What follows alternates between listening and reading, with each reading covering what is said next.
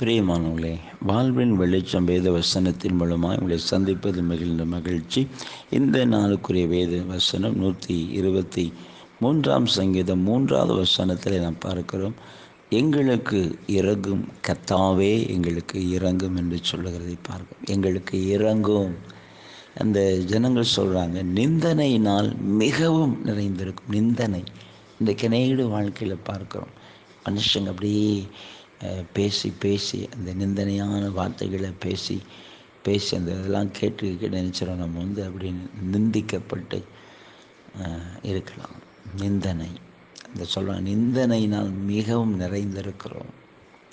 அந்த வார்த்தையில் அப்படியே ஒரு காரியத்தை சொல்லி சொல்லி வேதனைப்படுத்துகிற ஒரு நிலையை நம்ம பார்க்கிறோம். அதனால் ஜனங்கள் ஆண்டவர் நோக்கி எங்களுக்கு இறங்கும். பிரியமானவர்களே, ஆண்டவர் இறங்குகிறவராக இருக்கிறார். உடைய சூழ்நிலை பார்க்கிறார். நிந்தனையினால் நிறைந்திருக்கிறீங்களா?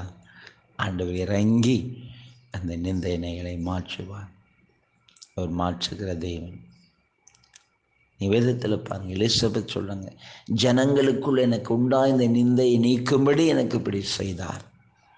அப்போ அவங்களுடைய வாழ்க்கையில் என்ன காரியத்தின் நிந்திக்கப்பட்டாங்களோ அதில் ஒரு அற்புதத்தை அதே போல் உங்கள் வாழ்க்கையிலும் நீங்கள் என்ன காரியங்களினால் நிந்திக்கப்பட்டு இருக்கிறீங்களோ அதில் ஆண்டவர் ஒரு அற்புதத்தை செய்து உங்கள் நிந்தனையை மாற்றி உங்களை மகிழ பண்ணுவார். நாம் ஜெபிப்போம். நன்றி தகப்பனே, இப்போ வார்த்தையை கேட்கிற ஒவ்வொரு பிள்ளைகளுக்காக ஜெபிக்கிற ஏசப்பா, எங்களுக்கு இறங்கும் கர்த்தாவே, எங்களுக்கு இறங்கும்.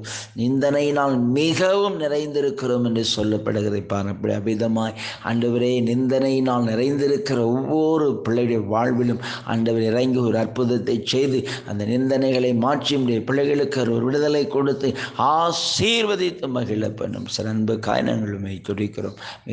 நல்ல பிதாவே, ஆமேன், ஆமேன்.